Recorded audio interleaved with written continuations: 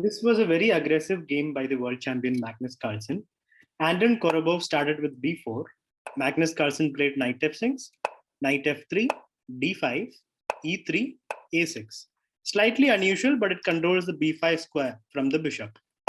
Pawn b3. So this is now the Collie system, where white keeps the option of c4 for later, or just plays c3 and tries to get e4 break in as quickly as possible. So here Magnus played bishop f5, bishop a3, pawn e6. A very good move by Magnus. He does not mind bishop takes bishop. He plays king takes back. So to the untrained eye, this might look like bad for black, but Magnus has plans. Let's see. Bishop e2, knight out, castles, and h5. So this is Magnus's idea. The king stays on f8 or even goes to g8 for safety if required, and the rook comes up like this. This is like AlphaZero like idea, playing h5 and the h pawn all the way up and activating the rook this way. Pawn c4, the break on the c4 square. h4, Magnus's h pawn pushes. Knight c3, knight e4. Rook c1, rook h6. The rook lift comes. Now rook g6 is in the air, bishop g4, and then queen g5, h3. So the position looks very good for Magnus with a lot of possibilities. Knight d2. Korobov is ready to kick the knight with f3 if required. Magnus plays knight takes knight, rook takes back, and queen d6, keeping an eye on h2. Queen c1, indirectly extraying the c7 square so that b4, a4, b5 is possible later. Rook e8. Magnus just develops his rook. Now, if you see this king is like he has castled long back, right? Even though he just moved to f8, the king is totally safe because the rook has come out like this and become active. Bishop f3, giving extra support for the g2 square. Rook e7. He is defending the c7 square for the future in case there is pressure on c7 later, and frees up the knight also. The knight can jump to d3 if required because c7 is defended now with the rook and the queen. Rook c5 and knight b4. Now that the knight is free to move, it jumps and is threatening a fork on d3. Korobov plays knight c4 attacking the queen and then knight b2. He defends against his fork passively. Was there any other option for Korobov to stop this? Knight c4 is good, queen e6, and he could have played knight e5. This was an option for Korobov. After f6, queen d2, attacking the other knight. So this was the only way for Korobov to keep staying in the game. But then he went passive with knight b2. That gives a huge advantage for Magnus. And the world champion is not someone who will let away with the advantage once given a position as good as this. He has all the control in the position. The kingside attack, active pieces, and the queenside knight jump possibility, and a free pawn on e2. Magnus plays h3, g3, and knight a2, attacking the queen. Queen d2. The knight may be trapped. So this was a move. This knight a2 was a move Magnus must have thought for a while before doing, because a knight is trapped.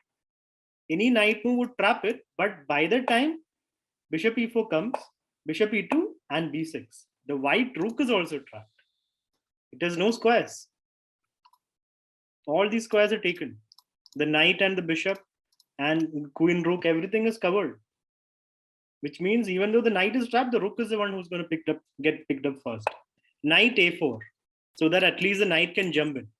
So Magnus doesn't take it now. He plays bishop h7, a beautiful move. He is not even taking the exchange when he can take it right now. And he's also giving up the knight for opponent to take it first. So what happens if queen takes knight? What do you guys think? Magnus would go queen e4, and the only move is f3. So because the queen is far away, now queen e3 comes. And if king h1, we can take the rook first and then take the bishop. And it's completely winning, right? It's a rook extra for black because the queen has moved away, the white queen. That is why Magnus just calmly plays bishop h7, clearing the e4 square for the queen. So queen stays defending e3, rook also comes in, but queen e4. f3 is forced. There's no other good move. Bishop f1, we just take the rook, or actually we can even play queen f3 and then take the rook. White will have to play queen e2 and then queen takes, and we have an endgame with an extra exchange for us. And he'll have to take the knight, and then we can just play c into d4, and beautiful position. It's an exchange up. So all these options are possible. So he played f3, asking for an exchange of queen takes, rook takes. And now at least the rook can move somewhere. Yeah, rook c7 is possible. Rook c7 or rook d5. But still the position stays bad for Korobov because now there is a pin. And when there is a pin, we put pressure on the pin. So rook e6, king f2, only way to defend. And now can you find the next move that completely buries Korobov? It's a simple move. Bishop d3. And now there is no way to save the bishop. You can give up the exchange like this. That's what happened. Pawn g4. Knight comes back into the game. Bishop moves to attack the rook. Rook check. King moves and rook moves. If king takes the pawn, it is not a very important pawn. g6 and the bishop is trapped actually. Bishop b1. Okay, now we can attack with the rook. The white pieces are so badly placed. So g6 is also coming. So he plays rook b7, putting pressure on d6 and g6. Bishop back, g5. Now there are mate threats. Almost. Rook g2 is coming, rook h6 first, and then rook g2. There's a mate threat. So here Korobov just resigned. If king takes pawn, rook h6 check. There's a mate in 5. Rook check, king g3, rook takes h2, threatening mate on h3, and now white has no way to stop it. He can give checks, but that's it. There's no way to stop it. So the white king actually got caught in a mating net over here. Even if you take the pawn, then still rook h6 comes and things collapse. So after rook d6, rook moves, pawn g6, bishop moves in g5, which is a very nice move, creating the mating net for the white king.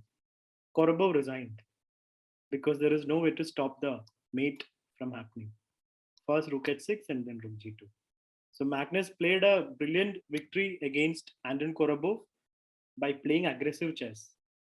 The h pawn just ran forward and rammed at the opponent with king on f8 and all the pieces active. The world champion dominated the whole board.